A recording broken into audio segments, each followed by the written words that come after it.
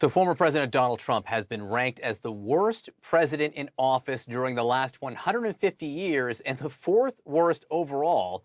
That's according to a C-SPAN survey that includes the assessments of about 142 historians and professional observers of the presidency. Joining me now is one of the historians consulted, Tim Naftali, CNN presidential historian and former director of the Nixon Presidential Library. Look, I guess the good news, Tim, for Trump is that he was ranked above Franklin Pierce, James Buchanan, and Andrew Johnson. You know, three racists, two of whom their indifference led to the Civil War. So I guess Trump's got that going for him? Well, to debut in the basement of American presidents is just awful. He is the first to debut in one of these surveys at that level since Warren G. Harding, when the rankings of American presidents began by Arthur Schlesinger's father early in the 20th century. Donald Trump, who loves superlatives, should not be happy with this outcome. And by the way, the historians represent scholars of many backgrounds and many political persuasions. So Donald Trump managed to strike out with conservatives as well as liberals. What does it mean exactly? I mean, how is this judged? What does it mean that Donald Trump is nearly the worst president ever, according to historians?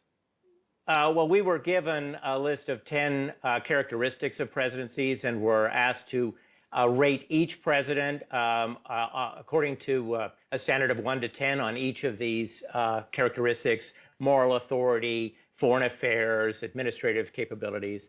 And when everything was tallied, Abraham Lincoln was number 1, George Washington was number 2, and Donald Trump was tied with Franklin Pierce for 41-42.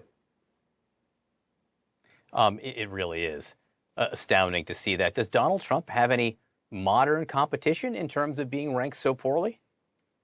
Richard Nixon is 10 rankings above him. So I guess he's the only modern competition that Donald Trump really has. And Richard Nixon did not mishandle a pandemic, the worst public health crisis in a century in our country.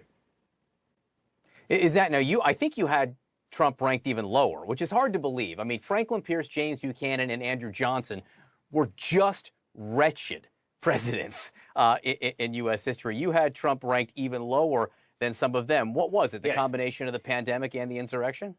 It was the insurrection. The pandemic, the fact that Donald Trump subordinated our national interest to his personal interest, those were bad enough.